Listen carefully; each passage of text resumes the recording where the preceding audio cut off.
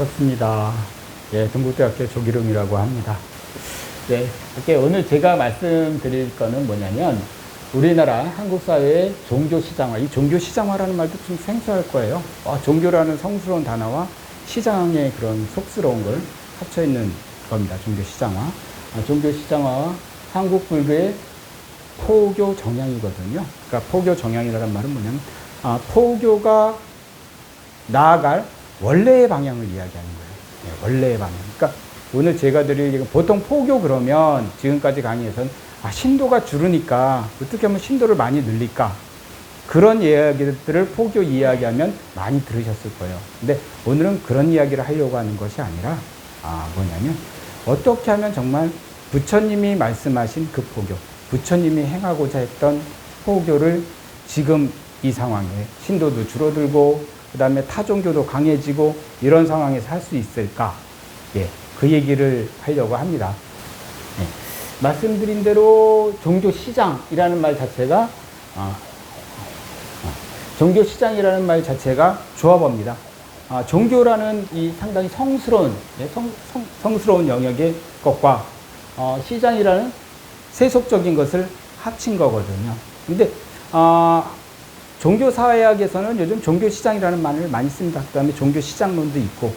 근데 그 핵심은 뭐냐면은 종교라는 것이 더 이상 사람들에게, 시민들에게 성스러운 영역에 속해져 있는 것은 아니다라는 거예요. 자기의 수요에 의해서 선택하고 바꾸고 한다라는 겁니다. 버리고. 그 속에서 그러면 불교는 무엇을 근간으로 해서 포교를 하는 게 맞느냐라는 거죠. 네, 아까 말씀드린 대로 이와 같아요. 지금 보면 한국 사회의 종단이라는 것이 2018년 기준으로 927개가 있습니다. 네. 여기 불교 한번 보시면 이 불교의 이 확인과 미확인이 있잖아요. 이건 뭐냐면 문화체육관광부에서 공문을 보냈는데 맞다. 우리가 정상적으로 활동하고 있다라고 하는 건 146개. 그 다음 미확인은 뭐냐면 등록은 해놨는데 공문에 회신이 없는 곳이 336개입니다. 그래서 불교는 토탈에서는 482개가 있어요. 개신교는 되게 많을 것 같지만 사실 종단수는 적습니다. 126개, 불교보다. 그 다음에 미확인은 248개, 374개. 예. 천주교는 단일이니까요. 단일, 원불교도 단일, 유교도 단일, 천도교도 단일. 그 다음에 민족종교협의회가 10개. 예. 그래서 이와 같이 확인되는 종단은 297개, 확인 안 되는 건 630개에서 927개가 한국에 있습니다. 927개 되는 종단 속에서 불교가 포교를 한다는 건 경쟁이 불가피하다는 얘기죠. 예. 포교와 경쟁이 되고 그 속에서 살아남으려니까는 세속적인 방법들도 동원되고 그다음에 시장화가 이루어진다라는 겁니다. 예. 생존 경쟁이에요. 어느 정도로 한국 사회 종교 시장이 강화되고 있느냐를 살펴보시면 일단 시장에서 경쟁이 강화되고 있다라는 얘기거든요. 그러니까 이거는 종교 인구가 줄어들으니까 신도 확보를 위한 경쟁이 일어났죠. 그렇죠? 종교가 인구가 줄어드는데 포교는 해야 되니까. 그러니까 시장화가 강화된다는 건데 살펴보시면 이와 같습니다. 1985 여기까지 늘었어요. 종교 인구가 전체 인구 대비 종교를 가진 사람이 42.6%였어요. 1985년에는 종교를 가진 그러니까 국민 중에서 42.6%가 종교가 있었습니다. 10년 뒤인 95년에는 절반 정도가 있었습니다. 그 다음에 2005년에는 더 늘어서 53.1%였습니다. 이렇게 조금씩 증가 추세를 보이고 있었거든요. 종교 인구가 국민들 중에서 종교를 가진 사람이 늘어나고 있는 추세였는데 2005년에서 2015년 들어가면서 확 줍니다. 종교 인구가 43.9%로 줄어듭니다. 종교 인구가 감소한다는 것은 그만큼 종교 간의 신도 확보를 위한 경쟁이 치열해질 수밖에 없다라는 것을 의미하겠죠. 그리고 오늘 여기서 할 부분에 또 하나 잊지 말할 포커스가 뭐냐면요. 우리가 불교의 포교를 이야기하면서 또 하나 살펴보는 게 기성종교, 기득권의 종교가 굉장히 강하다라는 거예요. 기득권의 종교. 우리가 기득권의 종교라고 하면 개신교, 불교, 가톨릭입니다. 한번 돌이켜 생각하면 주변에 종교를 가진 사람들, 내 종교를 한번 봐보세요. 거의 이 세 종교입니다. 아까 분명히 927개의 종단이 있다 그랬어요.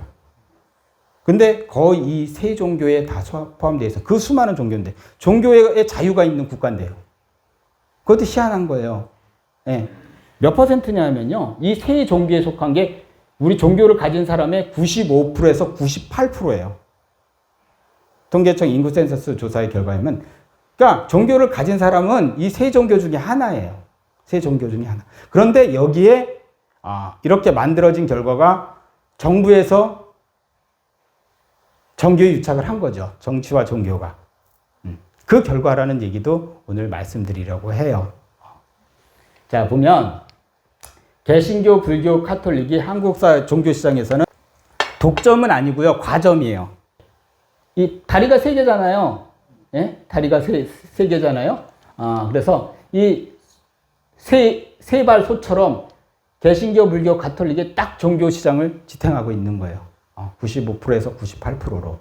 보다 디테일한 자료를 또 보여드릴게요. 1985년, 2015년 사이 중요한 건 빨간 거죠. 일단 여기서 보면은 불교는 이렇게 46.9%, 45.7%, 43.0%, 35.4%. 한국 사회에서 불교 인구는 쭉 줄어오고 있습니다. 감소하고 있습니다. 특히 2005년에서 2015년 사이에는 확 줄었습니다.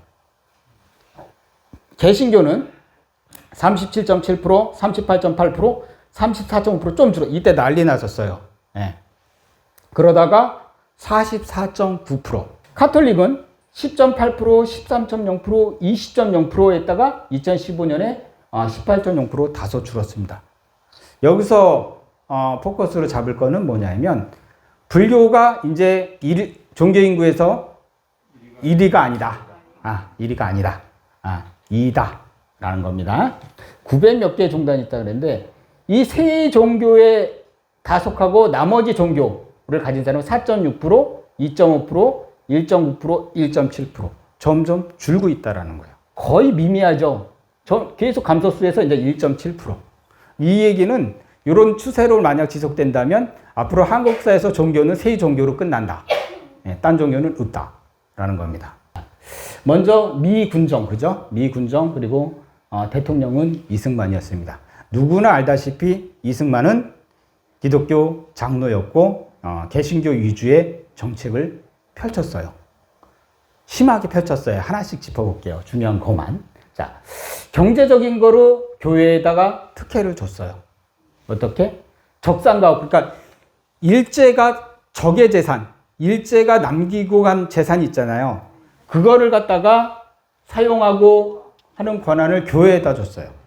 상당 부분. 특히 절도 종교재산이라고 그래서 절은 그러면 일본 사찰의 절은 우리 조선불교로 오는 게 맞잖아요. 한국불교로. 그거마저도 교회에다 줬어요. 예. 이거 말이 안 되는 거거든요. 그런데 그랬단 말이에요. 자, 또 뭐냐면 외국에서 선교 자금이 들어오면 환율 혜택을 줬고 또 YWCA 종료에 있는 거 그런 것들은 종교단체 회관 건립에 국고가 지원됐어요. 이게 경제적으로 특혜를 준 거예요. 법적 정치적으로는 뭐냐면 이런 것들이 더 큰 건데 하필 일요일만 공휴일일 건 뭐예요? 그죠? 이거는 분명히 기독교적인 사고거든요. 일요일을 공휴일로 제대로 했고 또 그 교도소의 목사님 있잖아요. 형목. 예. 그거를 불교는 인정해 주지 않았어요. 그러니까 교도소 표구는 할 수가 없는 거예요. 조용한 듯 하지만은요. 그러니까 갈등이 흔히 그런 이야기들을 많이 해요. 한국 사회에는 수많은 종교가 평화롭게 공존하고 있다. 라는 말들도 많이 합니다. 그러나 평화롭게 공존하고 있는 것만은 아닙니다. 다만 그 갈등의 방식이 뭐 이슬람이나 이런 쪽처럼 피해 전쟁이 아닌 것일 뿐이지 종교 간에는 정부와 예산과 그 다음에 문화 속에서 치열한 경쟁을 하고 있는 건 맞습니다. 어떤 것들이 있는지 한번 살펴볼게요. 맞나 틀리나 여러분도 한번 잘 생각해 보세요. 불교계가 많이 이의를 제기하는 건 뭐냐면 문제를 제기하는 건 종교사학 지원금이에요. 종교 계열의 대학들이 있습니다. 거기에 정부에서 지원금을 줘요. 그러면 여러분들 생각에 기독교 쪽에 학교가 많겠어요? 대학만 따져도 기독교 계열의 대학이 많겠습니까? 불교계에 많겠습니까? 훨씬 많죠, 저쪽에. 불교계는 지금도 딱 계산이 돼요. 4년제 대학은 동국대, 중앙성가대도 있어요. 조계종은 중앙성가대, 조계종 2개. 그 다음에 진각종의 위덕대, 천태종의 금강대. 여기부터 이제 오늘의 이제 핵심으로 가겠습니다. 보면 제가 말씀드리고 싶은 거는 이제 여기부터예요. 우리가 너무 포교 그러면 신도수를 많이 늘려서 대형 사찰을 져서 그런 거를 많이 생각하잖아요. 그리고 불국정토 그러면 잘못된 관념으로 모든 사람들이 다 불교 신도가 되는 거. 종교가 달라도 부처님의 가르침 하에 다 같이 행복하게 사는 거. 부처님의 가르침도 그거 아니었을까요? 예. 바라문교는 싹 없애려고 그러지 않으셨잖아요. 예. 그 말씀을 드리는 거예요. 부처님의 삶은 곧 포교의 삶이었다. 29세에 출가하고 35세에 깨달았어요. 6년간 수행해서 다섯째 제자에게 초전 법륜을 한 이후 전법 교회의 삶을 45년을 했고 마지막 임종의 순간 수바드라라는 제자의 마지막 임종의 순간까지도 전법을 하셨어요.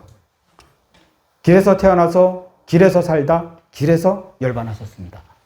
거기서 왜라는 거죠. 왜? 아까 말씀드렸다시피 모든 중생을 다 행복하게 살게 해주기 위해서. 우리가 전하는 포교도 그래야지 된다는 거죠. 부처님은 왜 포기했는가? 신도수 증가나 큰절 창건해서 거기 주지스님, 회주스님, 조실스님 이런 거 하려고 했던 거 아니라는 거죠. 예. 바로 모든 중생의 안락과 행복을 위해서. 바로 이 생면부지의 사람들을 찾아가는 그 자비심 얼마나 간절한 거예요. 한 사람이라도 더 고통에서 벗어나게 해주기 위한 거. 그게 부처님의 전법인 거죠. 자, 그러기 위해서는 뭐냐면 상업성, 지나친 마케팅은 지양하고 사찰에서도 제비가 너무 비싸고 기복적인 기복이로만 가는 거, 그렇죠? 그 다음에 그거는 좀 지양하고 종교성은 좀 지향하자라는 거예요. 네. 우리가 좀 마음은 울림을 얻고 사찰에 오면 평온해지는, 편안해지는 그런 종교를 찾자는 거예요. 그 근본은 부처님의 가르침 속에서. 자, 거의 막바지로 갑니다. 그러기 위해서 꼭 이거를 끌어가지고, 우리가 출가와 제가 분명히 사부대중 공동체이긴 하지만, 종교의 조직에 있어서는, 종교의 의례에 있어서는, 종교 행위에 있어서는 분명히 승가가 지도자적 위치에 있는 건 맞습니다. 그렇죠? 운영에 있어서는 분명히 협치를 하고 공동체적이지만 종교 의례의 행위에 있어서는 분명히 리더의 입장이 있단 말이에요. 자, 그 다음에 마지막으로 이거 잠깐하게 말씀드릴게요. 제가 이제 앞부분에 있어서 다른 종교들과의 그 갈등선상도 말씀을 드렸어요. 부교 갈등. 그럼 우리 불교는 어떻게 접근할 수 있느냐? 우리에겐 좋은 게 있어요. 이 화쟁이라는 게 있어요. 화쟁. 이거 뭐 원문을 보면 되게 복잡하긴 한데 현대적으로 풀어서 말씀드릴게요. 이 쟁자 보잖아요. 이거 전쟁의 쟁자는 아니에요. 전쟁의 쟁자는 말씀 원자가 없는데 이거 말씀 원자가 있어요. 그러니까 말싸움을 화합시키는 게 화쟁이에요.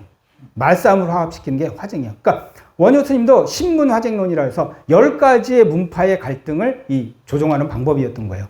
거기에 보면 제시한 방법이 뭐냐면 이 3가지예요. 정리하면 현재에 맞게. 첫 번째, 엄표의 본뜻 이해라는 건 뭐냐면 말이 추상적이잖아요. 한번 우리들 각자 생각해보세요. 자기가 말을 해놓고 속 시원한 적 있나요? 이렇게 정확하게 전달했어. 가 아니라 대부분 돌아서면 좀 더 이렇게 설명했어야 되는데 그러지 않아요? 그게 왜냐? 말이 추상적이라 그래요. 이 컵은 딱 보면 분명해요. 근데 사랑, 이거 매번 번하잖아요. 나만 변해나? 네, 추상적이란 말이에요. 좋아해, 얼만큼 다르단 말이에요. 그래서 말이 추상적이라는 것을 먼저 이해해야 돼요. 말싸움을 안 하기 위해선. 부정확하다. 말은 본래 부정확하다라는 거예요. 그걸 인식을 하고 말하는 사람은 가급적 정확하게 자기가 의사를 전달해야지 된다라는 거예요. 한번 생각해보세요. 여러분들 말 정확하게 한 것 같지만 말 정확하지 않을 경우가 굉장히 많을 거예요. 자기가 말하고 싶은 대로 해요. 그죠? 자기 머릿속에 생각이 제대로 전달되지 않는다는 거예요. 또 하나는 뭐냐면, 듣는 사람이요. 이것도 굉장히 문제인데, 듣는 사람이 상대방의 의사하는 상관없이 자기가 듣고 싶은 대로 들어. 그러니까 생각을 했어요. 말을 부정확하게 했는데 듣는 사람은 지 맘대로 들어. 그러면 싸워야죠, 뭐. 예. 그나마도 싸우지 않는 방법이 뭐냐면, 나는 다 맞고 너는 다 틀려. 이 생각 버리는 거예요. 아집은 그거거든요. 나는 맞고 너는 틀려가 아니라 나도 일부 맞고 너도 일부 맞아라는 생각. 이걸 종교계로 오면 뭐냐면 너의 가르침도 맞아. 그러나 나의 가르침도 맞아. 라는 생각을 가질 수 있어야 된다는 거. 양 종교 간에 있어서는 뭐냐면 특히 인간의 삶에 대한 공통분모가 있잖아요. 그거를 가지고 종교 교리가 아니라 그거 가지고 종교 간에 먼저 대화를 하는 게 필요하다라는 겁니다. 예. 감사합니다.